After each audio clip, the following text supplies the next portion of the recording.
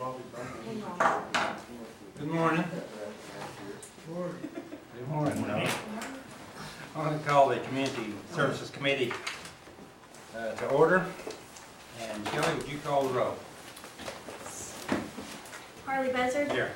Chris Soap. Here. Bill England. Here. Bill John Baker. Here. Jeff Baker. Here. Julia Coates. Bradley Cobb. Joe Crittenden. Here. Jody Fishinghawk. Meredith Fraley. Janelle Fulbright. Here. Don Garvin. Tina Gloria Jordan. Curtis Snell. Here. David Thornton. Kara Callan Watts. We do have a quorum. Councilor Joe Crittenden, would you do the invocation? Yes, I will, Mr. Chairman. Stand, please. Heavenly Father, I want to thank you for this day of life you've given us. Safe traveling grace to get to the meeting this morning. Ask that you'd bless the staff and those that are here to listen in on our community service meeting. Father, the communities and where we meet our people and serve our people is a very important place. Help us do good work this morning and keep that in mind. I pray for our leaders, both federal level and tribal level. I pray for our chairman this morning, each committee member, and I pray for those that are in need this morning that you'd touch them as only you can. Go with us now, help us, and forgive us where we fail. In Jesus' name I pray. Amen. Amen. Thank you, Councilor Crittenden. Next on the agenda is the approval of minutes for the January 17th regular session. So moved. Second. And a motion to move and a second. Any discussion on the minutes? All in favor say aye. Aye. Any opposed, same sign. We'll move into reports, and Norma, you're first on the agenda for the reports. And as standard, you know, we'd like you to come forward and give us any highlights that you may have not included. Well, pretty much we're recovering from being off a lot of days and trying to take care of those people that once the thaw happened begin to have a lot of problems. So I do want to, speaking for emergency management that I get to participate in, I want to tell you that as far as I know, everyone that was referred to us was either taken care of, maybe not, if we may not have met every particular need, but we met as many needs as we could, and I know that several of you are involved in helping in that process, because some of us could not get up our hill to get out, but we worked by phone a lot.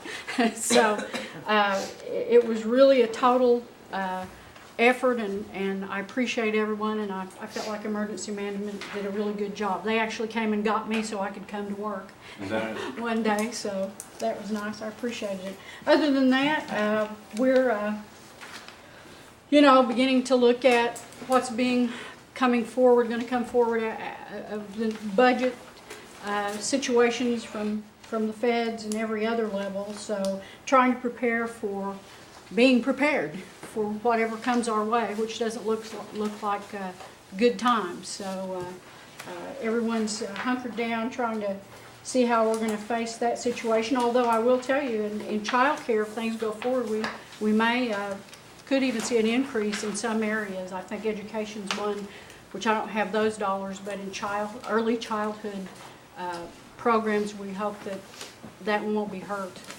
Otherwise, I think everything else is kind of,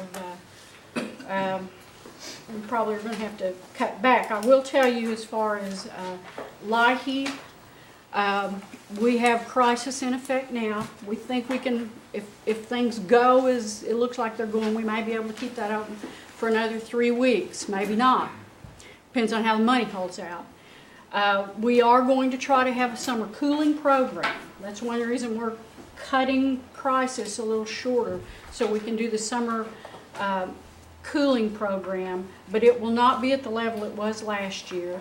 And we are getting ready to do a supplemental to this year's heating, but it will be less than what they received the first go-round. It'll be probably about 75% of what they received in what they've received like in December, January. Yeah, Norman, on the summer cooling program, I know we furnished an air conditioner for some people. Are those just donated to the people, or do we go back and recover those? Or? It depends on the situation. If it's someone who has a chronic illness, it's like it's going to go on. Now, that's not really what I'm talking about when I talk about summer cooling. It's payments to help them with electricity for the, that's what we call our summer cooling program. But we're at 1.6 million. Well, last year we had almost $2 million for LIHEAP. Right, 1.9 and change, so close to 2 million. This year we're at 1.6 million, so we don't have as much as we did last year.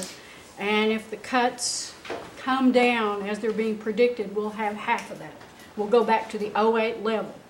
Last year, didn't we have an influx of dollars? Yeah, we had some extra last year that came in and that put us up to the almost to 2 million. So you can see that next year we'll have to tighten our belts and go back to where we were in 08, and we'll always put the elderly and disabled as those first ones served. But well, I want to say, it seems to me like everybody was more prepared for this last snowstorm because I didn't have as many calls as I had previously, like last year. So I know we were snowed in, so I guess a lot of people were snowed in, but it seemed like everything went really well. It went smoother than the past. So. We had some people now that have we found out had run out of a lot of things and they just couldn't get out and they couldn't make contact. Yeah. I have not heard of any really bad, no fatalities or anybody who was just in desperate shape physically, because I know we did get to some of those people.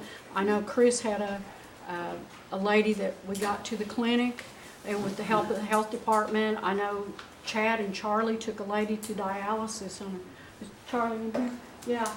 Was she way out in the, was it a lady that was way out in the boonies on a really bad day when we were closed? So everybody got involved. And I think we had one or two there in the clinic in Jack. Ms. Jordan, you had a question or comment? Yes, I just wanted to commend your department, everyone that I referred over there, you were able to help. And Thank you. do we have something now kind of worked out with the electric companies on if we give them emergency, if we're going to give them emergency aid, are you all making calls over to the electric companies? We always do, but some Okay. electric companies will not work with us. They have Okay. to have cash, and I can't tell you which one those are. Okay. The staff could, but we work with so many throughout the jurisdiction. But there's some that just are very difficult to work with. It seems like in our area that they might be working because TPWA is it's pretty good to work getting- with. it's Yeah. getting, they're leaving the electric on and giving us an opportunity to get the check to them.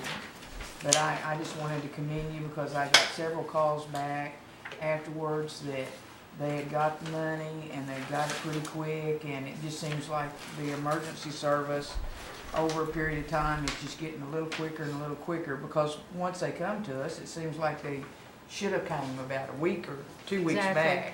They're in real dire straits once we find out about it. Well, our LIHEAP database crashed just as we started LIHEAP, and we had to start doing everything by hand. And when you're serving hundreds of people on that, but we do have a new LIHEAP database, brand new, and that came in kind of in the middle of things. But as we're getting people on, it's going to be very helpful for next year, and will help us be even better prepared. Well, I Well, I know appreciate your last words. year on LIHEAP on the cooling part, I know you were talking about electricity, but you all delivered a number of air conditioners We to the do. elders in this area, Right. and I believe you left them, and I was sure glad that you did. The because majority we're of gonna the need 'em time this we summer. are, if They're the smaller units. they are the smaller units, and sometimes it costs more to take the time to go retrieve them. And a lot of them you have to just take them back next year. So if it looks like they're going to continue to need, I know on several of them too, it would happen on like Friday evening, and your people would still go out and take care of it. it always does. And it seemed like it was always on Friday evenings when I would get a We've get a delivered some call, on the maybe weekends. like Yeah. 15 minutes before 5 o'clock Yeah. usually. But you all were able to get out there and take them an air conditioner, and they were very appreciative of it because they would call me back and tell me, That's my grandma's got the air conditioner in, it's cool in the house, and we think everything's going to be all right. But I just wanted to Well, I appreciate commend you that. It's for always- what you all have been doing. It's good to hear, and I'll pass it on to the people who actually did it. Thank you. Yeah, Counselor Watts, you had a comment or question? Thank you. This is a little bit different line, but Okay. in your report, it looked like the holistic approach to the child support Yeah. issues in court is very successful. And I know obviously we have limited resources and it's obviously easier for us to deal with tribal court. But do we have any future plans, even if it's 5 or 10 years from now, about considering how to help people in mainstream court to keep them?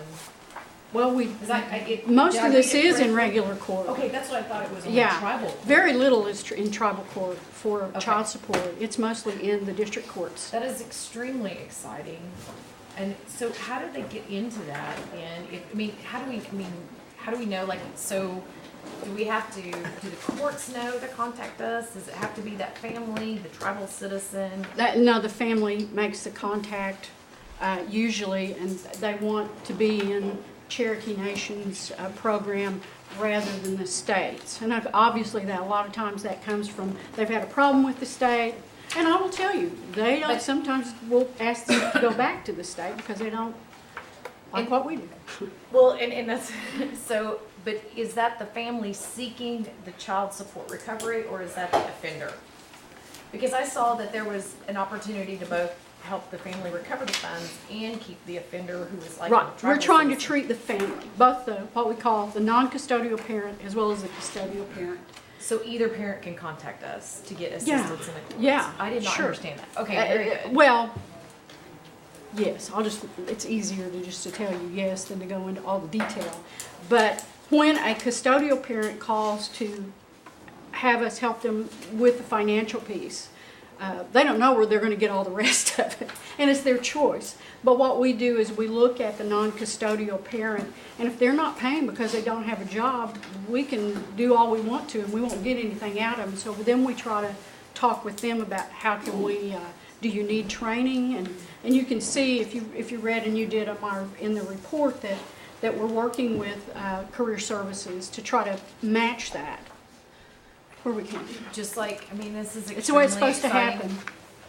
You and your team, I'm sure every day do what you do because you get to help people like this, but that was very uplifting when I got to read the report in the middle of the blizzard.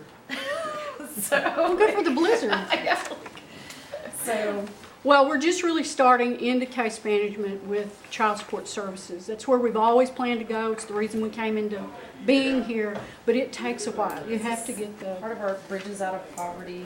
Well, it all initiatives. coincides with that philosophy of you've got to, help Fundamentally heal that change. whole family. Yeah, Thank you, and please You're tell your welcome. team thank you. thank you. Appreciate it. Counselor Furlong? Yes, I just have a comment. Our Square County Service Team has been going out each month to different nutrition sites. And last month we visited the Poggy Apartments there in Sallisaw, had lunch with them.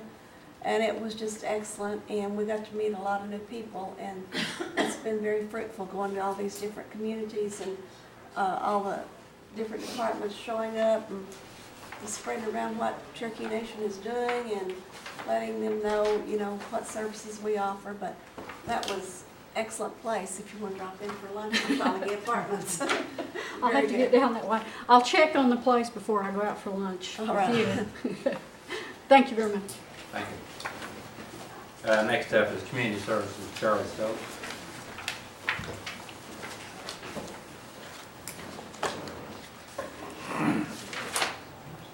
Morning, everybody. Good morning, Charlie.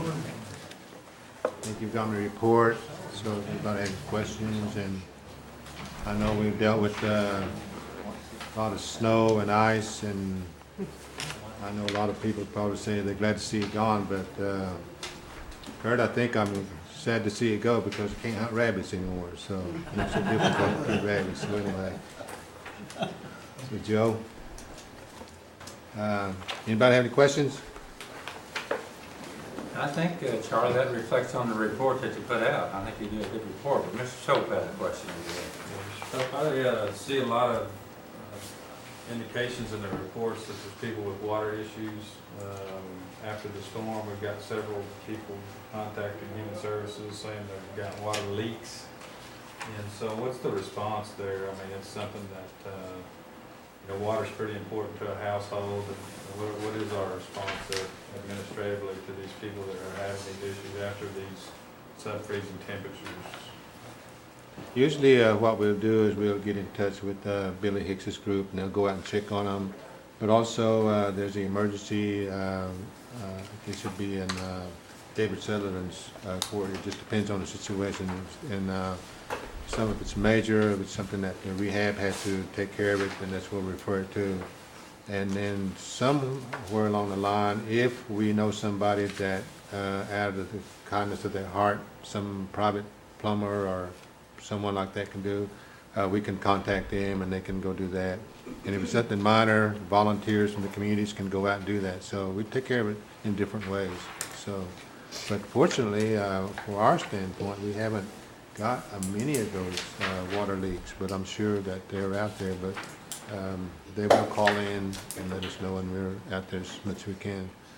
There's one issue that one lady that we dealt with, Chris, you were part of this, is that Marie Proctor has a leak, and they have copper plumbing, copper tubing, that we're trying to find somebody that can go and solder that copper tubing. So Yeah, we do PVC pipe I anymore. was just curious, because a lot of more people are calling in and asking for help, and then you go out there and they got water leaks in the house, so Yeah. it's important that they, then the water's turned off, and I'm just wondering how we're responding. In Yeah. the East Department, I guess you guys got it covered, or? Yeah, everybody got it covered. Councilor Crick, do you have a comment? Thank you, Mr. Chairman. Charlie, I had a lady that had a water leak during some of this, and I called Sharon Lay's office. Sharon's one that kind of light, I mean, I enjoy it, is when I call her, most of the time she answers the phone. I get a lot of voicemail other places, but, and she also hasn't told me that I'm not supposed to be calling. I've had that happen a time or two. But anyhow, that's, and she was very responsive to my call, and I just wanted to pass that on. I know she's probably under David or some of that umbrella, but she was right on the money on the thing, and I think they probably, I didn't get back with the lady, but she didn't call me back, so I'm assuming they took care of the problem, and I appreciate it. By the way, those rabbits, me and my grandson was thinking about going rabbit hunting, and I got to thinking, you know, what a time to rabbit hunt. But there's so few of them over there at home anymore, I don't know that I'd shoot one. I'd hate to. I mean, I want them to multiply, so. Anyhow, that's all I have to share. Charlie, we talked about those water treatment plants last committee meeting, and I'd ask Callie Ketcher, because I think she's handling the donations issues, but Right. if you don't mind, would you check and see where those are, because Leach Water Line is getting close to being finished as far as the trunk line, and we'd like to get that either donated or get it online as soon as we can, because it's going to have some remodeling done on the thing. Yeah. And Well, that's been taken care of, Harley. Right now, they're just trying to figure out how to receive those as inventory, that we Yeah. got that cleared up, so we're ready to, as soon as that paperwork's done, we're able to send them out. okay, well, Yeah. I just want us to keep on top of it, to make sure we're ready when they get ready, so. Okay. If you check on it, just to see where it Sure is, will. and let me know. Okay. Yes, Miss Jordan. Charlie, I'm wondering, will your department this year have any extra money for the community buildings that we have around several of our areas? I've had several of them make requests, wondering if we could help them because they were trying to stay open and assist people during this snowstorm. They've pretty well exhausted all of their funds. And I was wondering if there's going to be any funds through your department that we can distribute in a fair and equitable manner amongst the community buildings that are in need. Are you referring to the ones that we constructed, or the communities, or are you talking about The just ones that I overall? have been contacted by were the ones that we constructed. Yeah. Right now, we're looking at the SBC had a meeting, committee met, and then And they're who was asking that? us to, the SBC committee met, and they're asking us to make some recommendations of what we need to do in terms of assisting some of those buildings, so that's where we are. We're looking at the budgets. Would you mind keeping us in the Absolutely. loop We'll do and that. alert us as to when you might be doing something and when you might be going out? Because I know that there's a number of us that will probably want to participate Right, because okay. those We can do that. community centers are very near and dear to all of us. I know, yeah, yeah. Thank Okay, you. we can do that. Okay, if you All just keep us in the loop. Sure. Thank you very much. Any more questions for Charlie? Charlie, thanks a lot. You bet. Thank you, have a good day. Thank you. Next is Michael Lane with Roads and Transportation.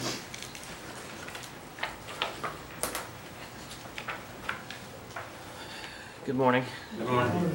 Again, I think you have our report as well, probably incorporated with the community services report.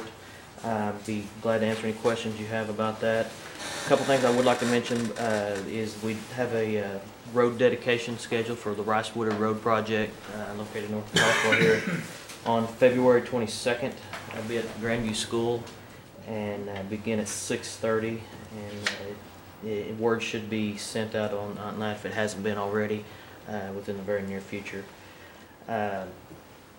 Another item that we have that we're working on is something that we've done in the past with the county commissioners. When there's a large turnover on county commissioners within the counties that we work in, we'll hold a sort of an orientation type meeting to orient them on the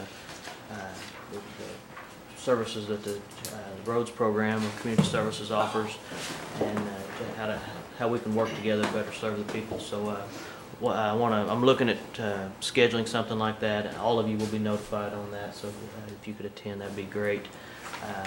We're probably looking at something on the north end and the south end, probably two separate meetings, so that everybody doesn't have to travel all to the same location on one day. So that's something we're looking at, but we will get word with you out on that.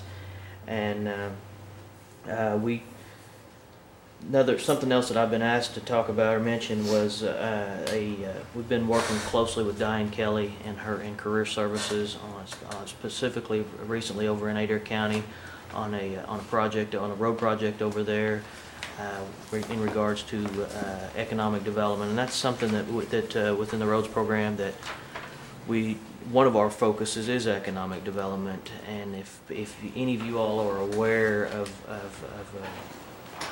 economic development sites or issues within your counties, we'd like to know about them. Any potential business that would create jobs for Cherokees or Native Americans, again, we would like to know about that, and contact either Diane or myself.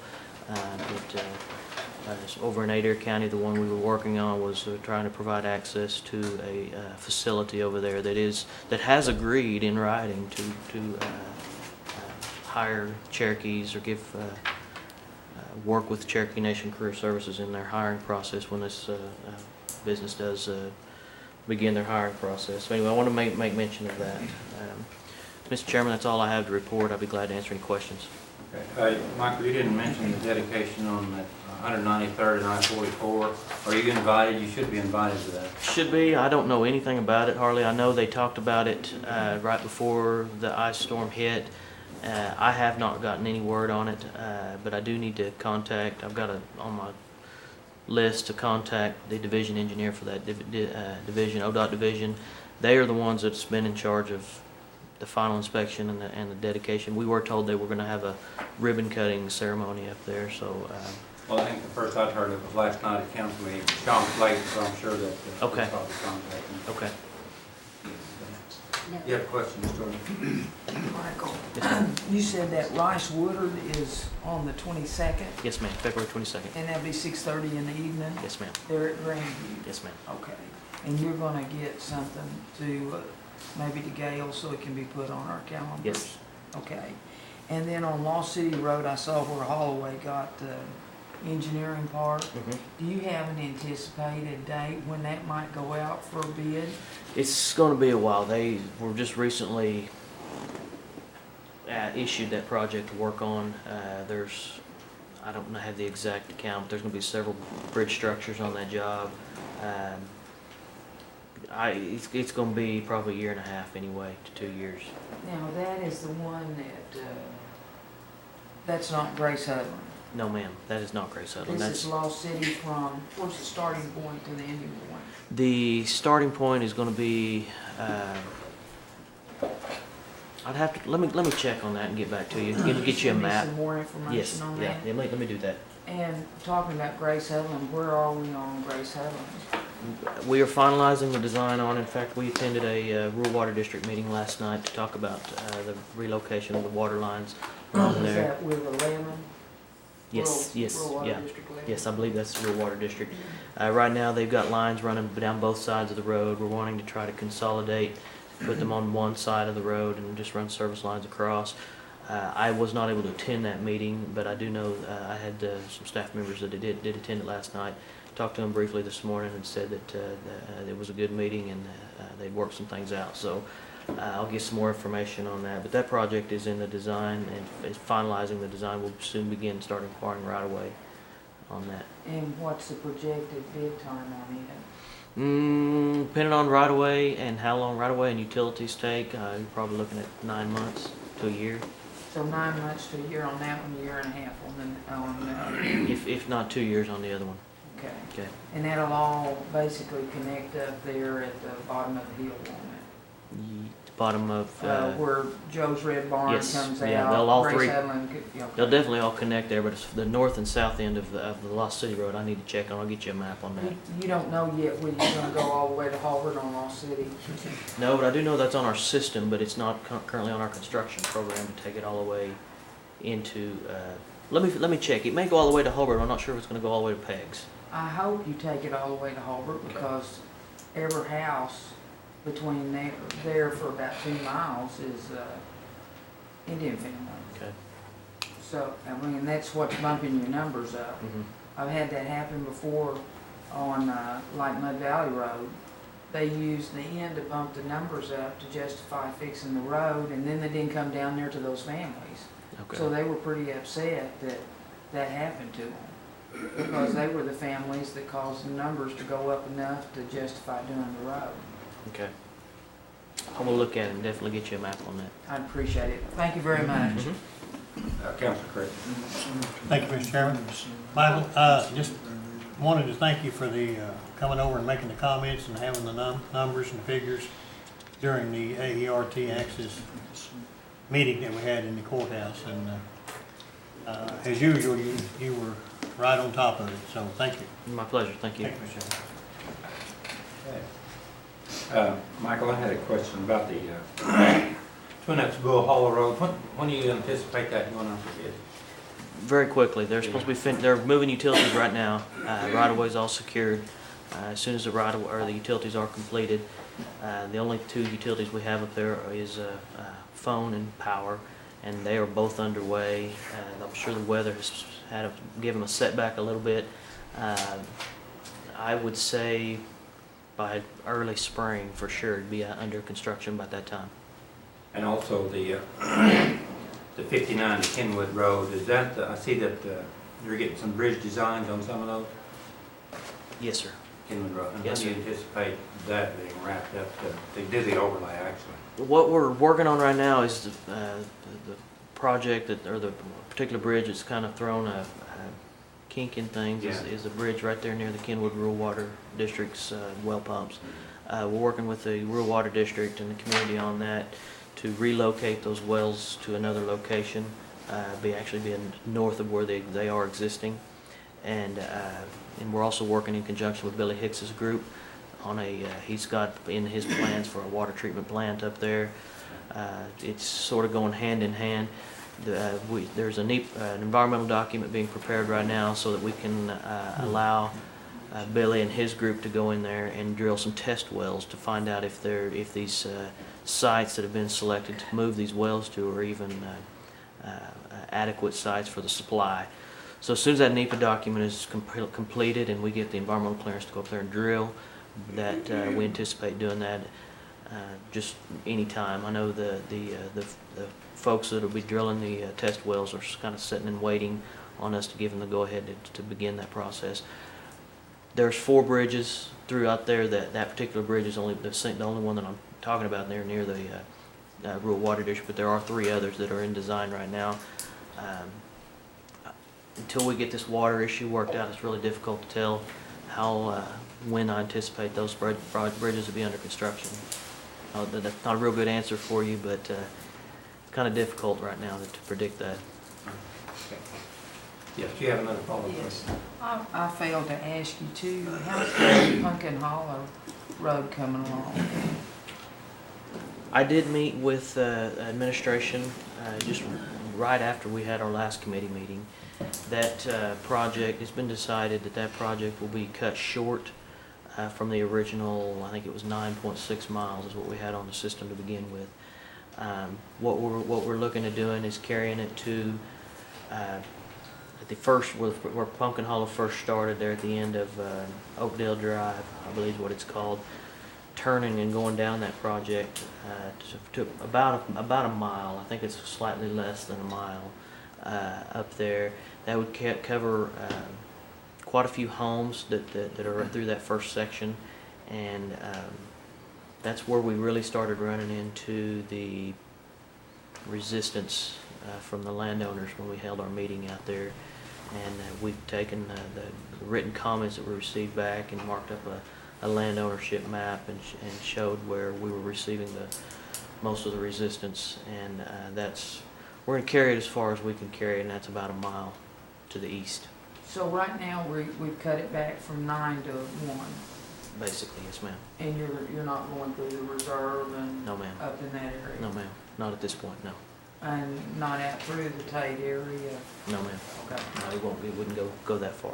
Okay, and then wanted to ask you on the Barber project. I know the stakes are out there. I just kind of wondered when that was going to get kicked off. It'll be about the same time as Twin Oaksville Hollow Road does as well. They're finishing up the utilities on there. The power was and phone is what we were waiting on that project as well. And so they're both running neck and neck. So they'll go both Now, go construction. that hadn't been bid out yet, or No, ma'am. had? No, Okay. it has not. And But it won't take in any of the cemetery. It'll take in a little of the driveway part. Just the driveway. It won't affect the cemetery. How far up the driveway do you think you're going to have to go? Without looking at plans, I can't answer that right now, but it's probably going to be very minimal because we're going to try to stay away from it as much as we can. But you won't get into any part of the cemetery? No, ma'am. All right. Thank you, Michael. Any more questions for Mike? Ms. Watson? I just want to say thank you for following up with the Claremore Indian Hospital signage and going the extra mile. Yes, ma'am. My pleasure. I'll get back with you on that as well. Thank you. Okay, next on the agenda is public comments, and that's a standing agenda item that Michael puts on the agenda, so. And I apologize for stepping out of the room, but did you present on the Nature Conservancy's findings? I did. And what, can I go over it again, Mr. Chairman? Just short version? Pumpkin Hollow.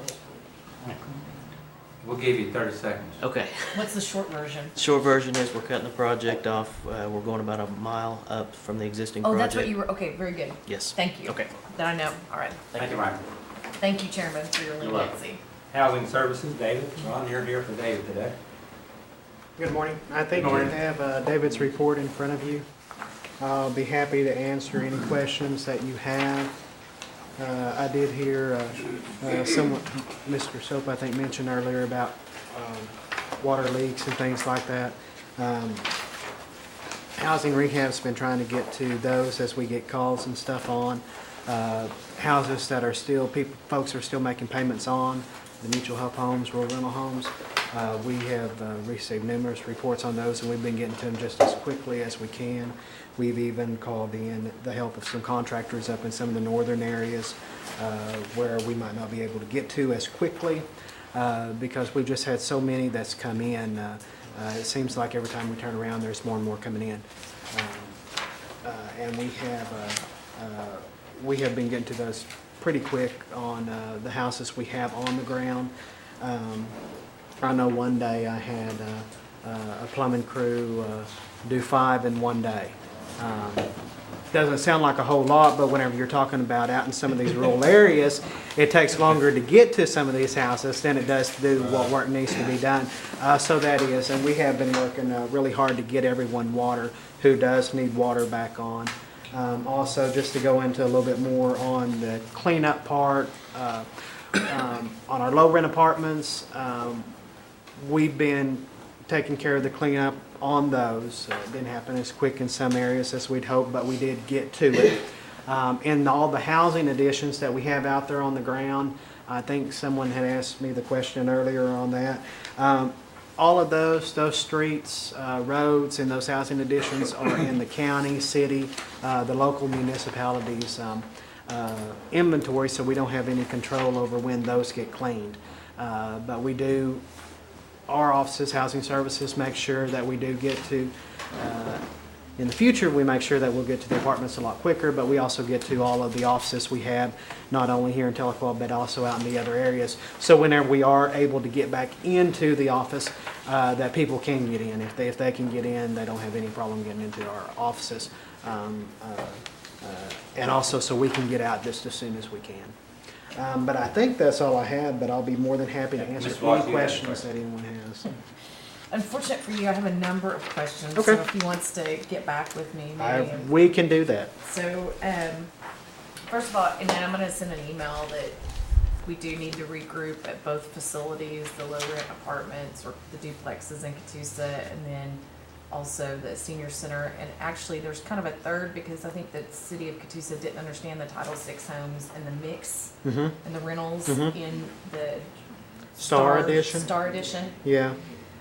So there's a number of things that need to happen. I think we need to have on-site meetings as follow-ups with the Everyone. folks, the residents, Okay. because I think the expectations were not appropriate for the situation. Some were and some weren't. What I thought they should be contacting us for, such as necessary food and medications or Plumbing, no water. they didn't, but they were more concerned about getting out and breaking a hip on the ice and us clearing roads, and I just maybe want to balance, what is, and have a listening session and also set out. But I think before that meeting can even occur, I think we need to talk to our city and county municipalities about, I think for both actually it would be city of Catoosa and city of Claremore.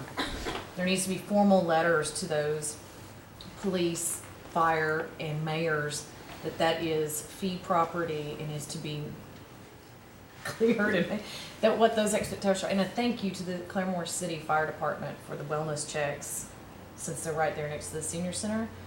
A formal one would be great. Okay. I've already took donuts by. So, Okay.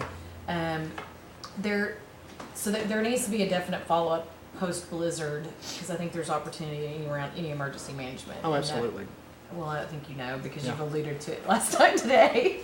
It was difficult. So, the other thing is, on the report, I guess on the foreclosure, I'm still struggling. I guess we never will recover the MAP funds whatsoever. There's no recovery and there's no penalty for the loss of those foreclosed funds. Well, How are those people held accountable, I what, mean, in some sense, Okay. to the tribe for the loss of those funds? and I'll try to answer this the best I can, and then Anna can jump in if she has a better answer for you. Okay. What we usually do is very seldom do we see anything back on the foreclosure side. Okay. We do hold those people accountable. If they were to come back and ask for assistance in the future with housing, that is when we collect the funds, or at least some portion of it. And I know over the past several months, we have gotten requests, families have come back for maybe a different housing program, and they work out something to pay back part of that money so we can recoup part of that cost. So whenever it does go to foreclosure, we do get a judgment per se against the family.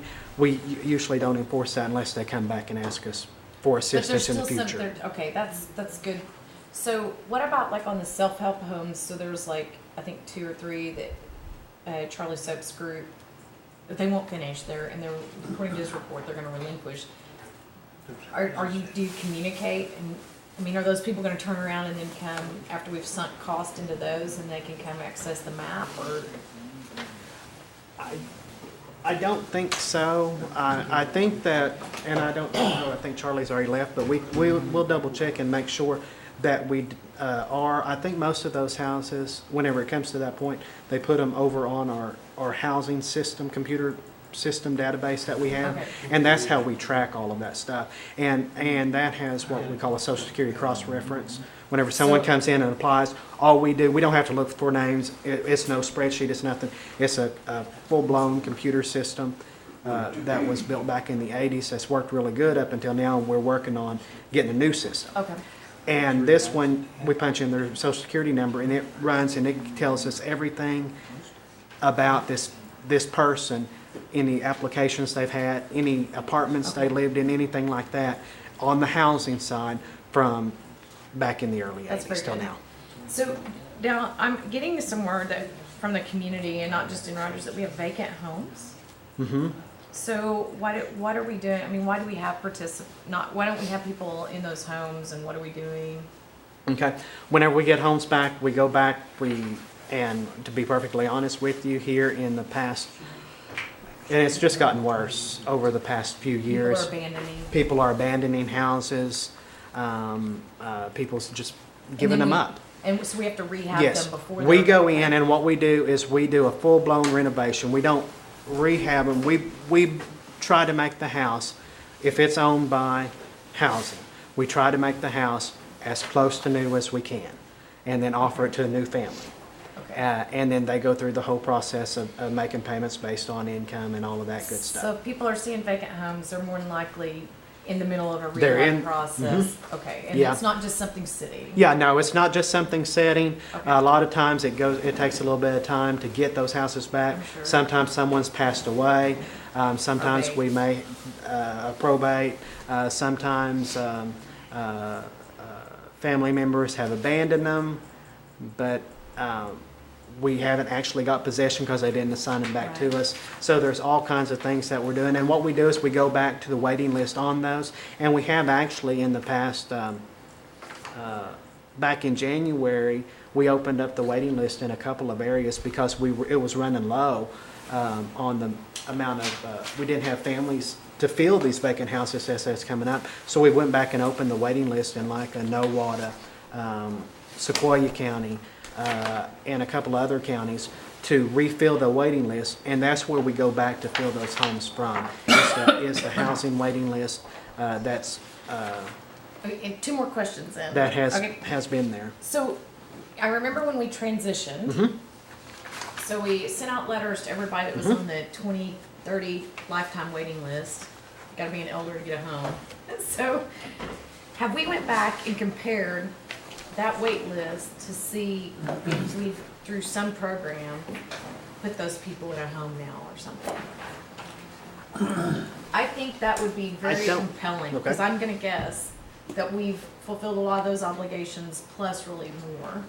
I think you're probably right. So I would be interested in Because that. if I'm not mistaken, what we did was we went through and basically everyone who who could qualify and wanted the option to go for mortgage assistance or something else were given the opportunity to. And I know a lot of them have, some of them didn't want to, different things like that. That's telling. But I would say, Because what are we, 5 years later now? oh yeah, at least.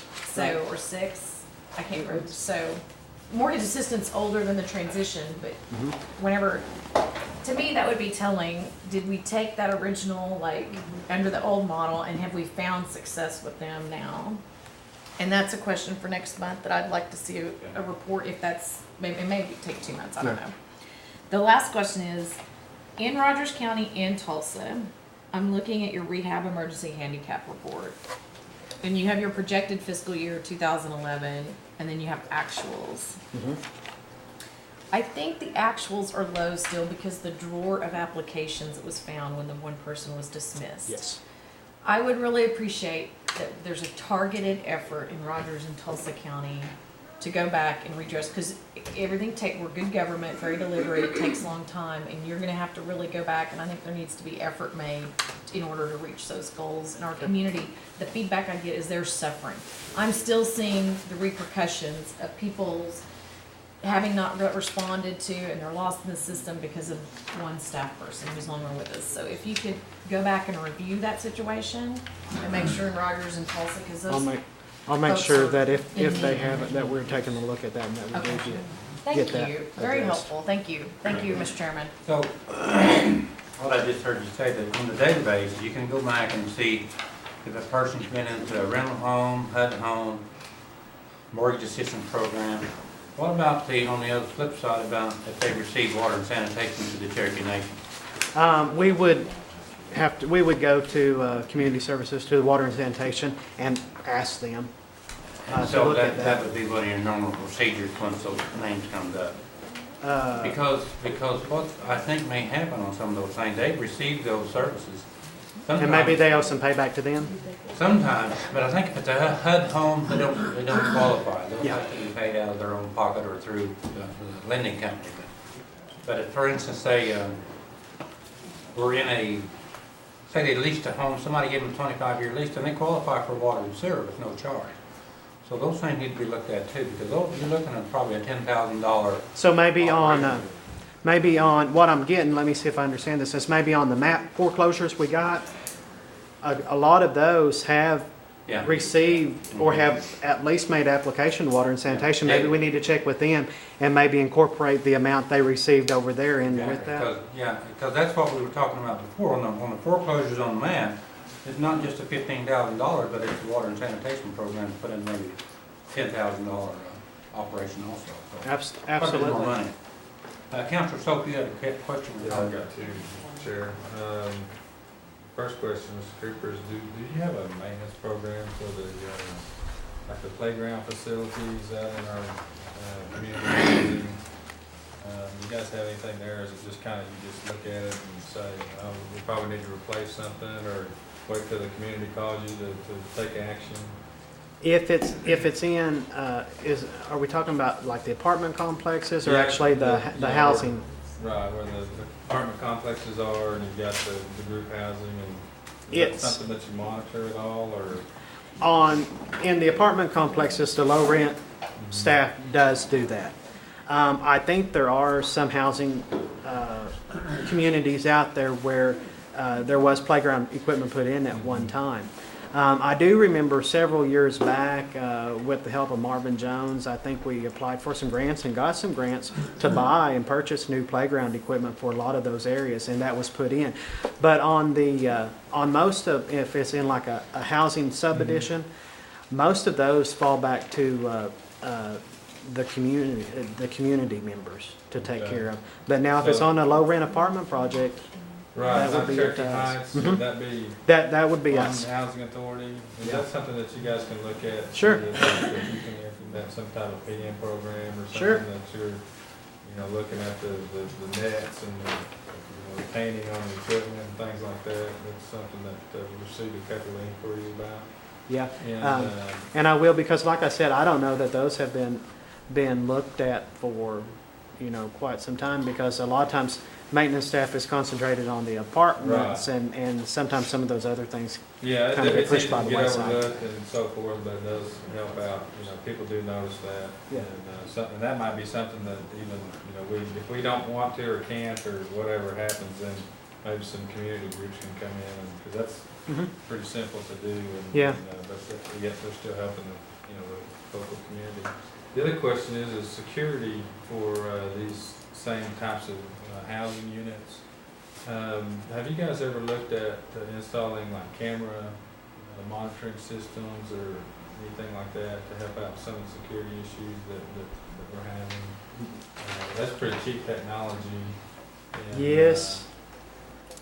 I would say yes and no. We have, I think that it probably has been looked at. I think probably one of the reasons maybe why it hasn't went forward is because you got to have someone to go back and review that whenever the time comes up.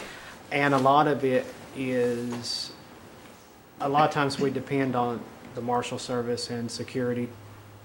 That's tribal why I'm security. asking is it's easy to have a digital recorder recording thousands, if not millions of hours of Nowadays. unproductive things happening, Yeah. but then at 11 a.m. on a Tuesday an event happened. I don't think that it really takes that long for a marshal or somebody in the housing to go back and say, hey, look, there was something that happened. There was 5 cars that were in and out of this area. Maybe that would help our residents feel a little bit better.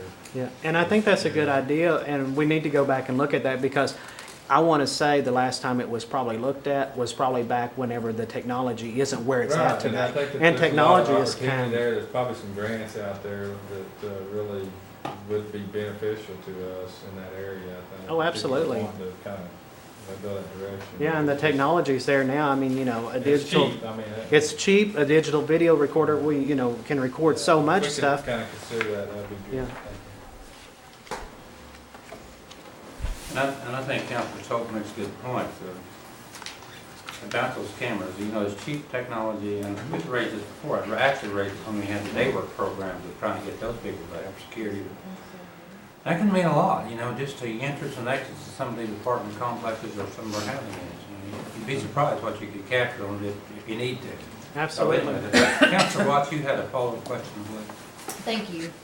Just to be specific, Yes. so next month, if you could pull the files that they found stacked and actually do a physical inventory and check on each one. I just, both Buell and I in Tulsa and Rogers County have had just numerous people say that they've been lost in their application process, and I think we need to follow up individually. And I'd like a number or assessment, Okay. number of applicants and by what program we're applying for. Don't you think? That's correct. Okay. Yeah, 'cause we're Thank still you. getting a lot of calls. It's Okay. continued, it's persisted, and I didn't think it would persist, so I think, Yeah. okay. I will follow up on it, and I'll make sure that if we have any questions about, is this what you want, that we follow up with you. Perfect. And make sure we get the right information for you. Thank you, thank you. Thank you, Mr. Chairman. Thank you. Thank you. Thank you. Next up is Anna with the Commerce Housing Report. Anna? Good morning. Go ahead. You have a copy of my report, and I'll be happy to answer any questions. Any questions? I did have a question. Jordan? Anna, on the commercial loans, could you maybe in your report next month summarize each one of those a little more as to what type of collateral and how much money, and just give us a little more information? Would that be possible? I can. Not asking for any names or anything, I just kind of wondered what kind of commercial loans we were really talking about. And possibly, if you have time, on this, ones that you've already closed for this month, would it be possible to give that little summary to us by email Okay. on those? And I guess that total corresponds with, on this report, with this total up here, is that correct? What you did down here is the Should be. amount up here probably? Should be. Okay, all right. I'd sure appreciate it. Thank you very much. And Councilor Jordan, you asked a question that I was going to ask Anna too, but I'm going to go just a little bit further with it. On the commercial or investment in the economy, can you send me or send us the policy of how we select those? And what I'm getting at is if a person wanted to borrow $100,000, what criteria do we judge that person or an individual to get to $100,000? What's it based on? Is it based on how many people you employ? Or how do you gauge that? I mean, if they come in with a good business plan that's worth $100,000, you probably want to loan them, but is there some other criteria that you look at? Employment of Cherokee, employment of Indians, or do you have a breakdown? For every 10,000 you got to employ one person or something like that? We do have some guidelines that I can send you. Mostly, we look at the riskiness of the loan. That's the Right, okay. primary consideration, based on their credit, based on their business plan, based on their investment in the business. And then we do look at where they are, how many jobs that they're creating or retaining, and things like that. So the jobs is a part of the... It's part of the guidelines, right. And if we get down to the point where we have very little money, then it carries more weight. Okay. If you could send me that, if it's not hundreds of pages, I'd like to look at it. Okay? Because I've had some people talk to me and ask me about it, and I really didn't know other than, I knew probably had taken into consideration of how many Indians that he employed, but I didn't know what the ratio was. Okay, yeah, follow up. Would it be possible to send that information to all of us? Sure, Thank you very much. Sure, I think it's a good. Okay, any more questions for Ann? If not, thank you for coming in. Looking at an old business, I see none pending, and going to new business, I see none. Mr. Chairman, Yes, I apologize, I had to go to my car to get my notes, and there is one clerical error, and I don't even know why I caught it on Espinal Lane, Espinal in the notes. And if there's no objection, that could be corrected. okay, do the other. And I apologize, I should just sent you a note, Shelley, so, Okay, all right, thank you. thank you. Moving on to announcements, any announcements? If not, motion to adjourn. Move adjourned. Second. All in favor, say aye. Aye. Any opposed? Same time. Thank you.